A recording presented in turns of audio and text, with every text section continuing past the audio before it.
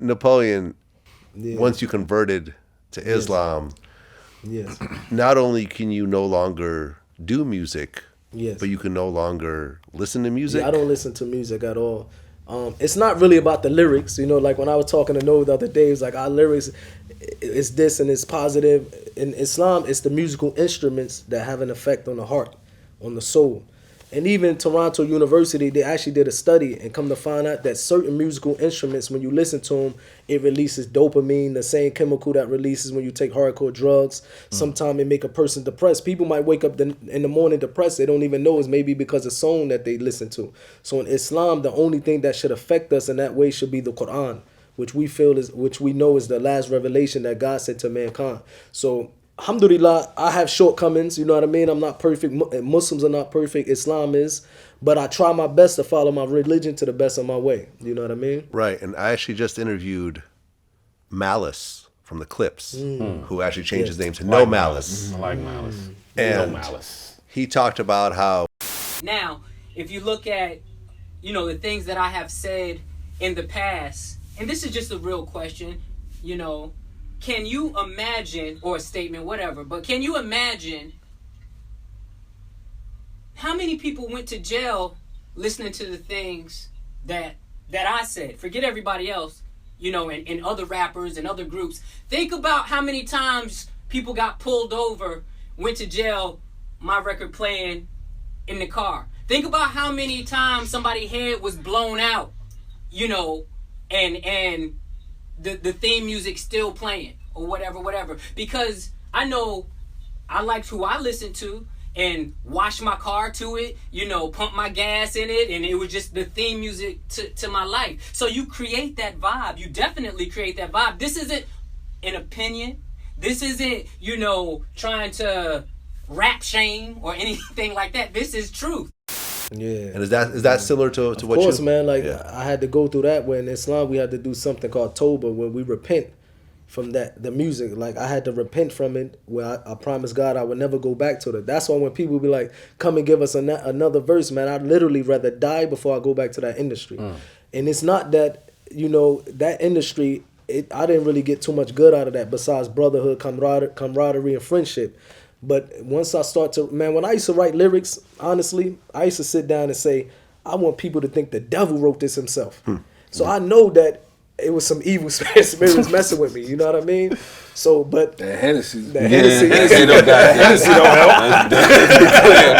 You know what I mean? But he right, but I'm glad that I was able to move over it, you know, away from it. But when they still in the music industry... And let me... Go ahead. No. Go ahead. I cut you off. Go ahead, like, bro. they still in the music industry. I don't look down on people in the music industry. I just don't want to deal with the music side of it. You know what I mean? You know, the awesome thing is, though, you know, we made a lot of classic records, and our music represents hope and inspiration And growth, because at one point in it time, always have. our You know what lyrics I'm was similar. You know what I mean? We talked about killing and drug dealing and, you know, all kind of different shit. But as men, we progressed to a point and maybe career-wise suffered somewhat because we chose not to pack our albums with that music. Even to this day, me and No, if you listen to our latest album, you ain't gonna really find none of that because I don't live that life no more. My music reflects how I'm living right now. Right. So I'm not on no corners. You know what I mean? I'm not running around chasing girls. You know what I mean? I don't do that no more. So my music reflects how I live right now.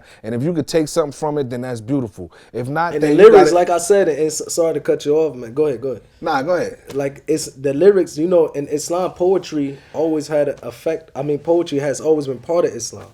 If you look at how poetry got into America through slavery, they have records that the slaves that came from West Africa, the ones who were Muslim, used to always do poetry chants.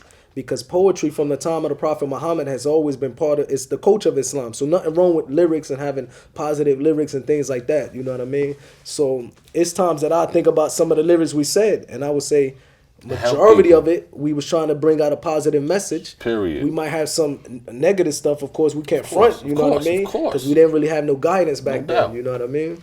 Yeah, I think I listen to some of our old stuff. I would never say some of that stuff. We these was days. retarded, man. I listen when I make music. I try to listen from a standpoint of when I'm riding and I'm listening to it, when I got my daughter in the back seat, if she could actually, you know, get something from it, for real. Like, some of the stuff, I barely even curse in my raps these days, man. Like, you might hear the dopest song and you listen to it again, like, no boy ain't even curse, man. You know what I mean? It's like, we're not rapping, I'm not trying to be these little kids. I'm rapping from a grown man perspective that done been through a whole lot and appreciative to be where I'm at. You know what I mean? And a lot of times in rap, that's not popular. Right. It's not at all. It's not at all. Popular. They're going crazy about Jay-Z for doing grown man rap right now. Yeah. Like, just, we've been doing that for, since we was kids.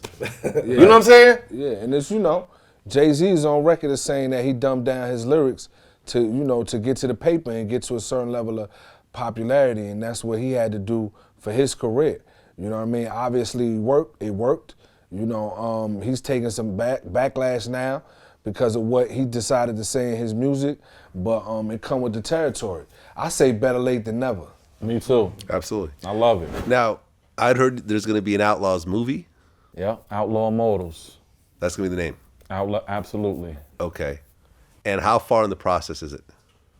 The script is done. It's pretty The much. script is done. The script is absolutely done. Okay. You know, and it's based on me and E.D.I, but it's obviously everybody's story included. You know what I mean? Because, you know, from 1996 till, you know, now, you know, me and him is the only two who've been consistent the whole time doing it. From, you musically, you know, Fatal, you know, he was solo from 96 till 2010. He was a solo artist, you know what I mean? He came back and died in 2015. So, you know, we it's from our perspective, but it's our story as a collective, and it's awesome, man. Like, you know, it's gonna shake the world, man. Okay. You know what I mean? And it focuses on the whole story. From Absolutely. I mean, it's not, you know, I'm not gonna give you too much detail, but it's all the members, it's our story, and this is every single scene is the truth, almost word for word. You know what I mean?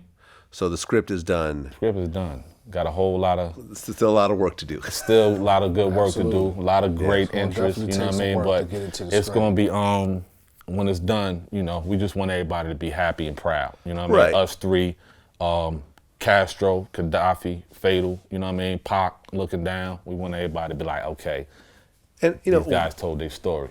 What I said to other people after watching the Tupac movie was, I kind of compared it to what happened with the Steve Jobs story.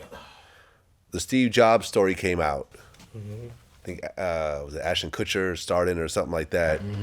They did two of them. That's the point. The first movie came out, it did okay, and it tried to cover the whole story.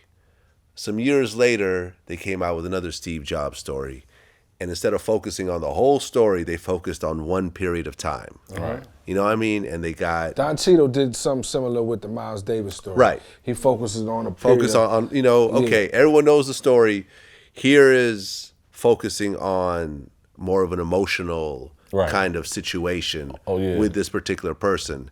And I always felt with the Tupac story, this was not the last Tupac movie that's going to come out. There's going to be other versions of the Tupac story. Yeah. And maybe the Outlaw Immortals. Oh, the Outlaw Immortals is going to be that. Is serious business. But be clear, it's not the Tupac story part 2. Period. It's our story post September 13th, 1996.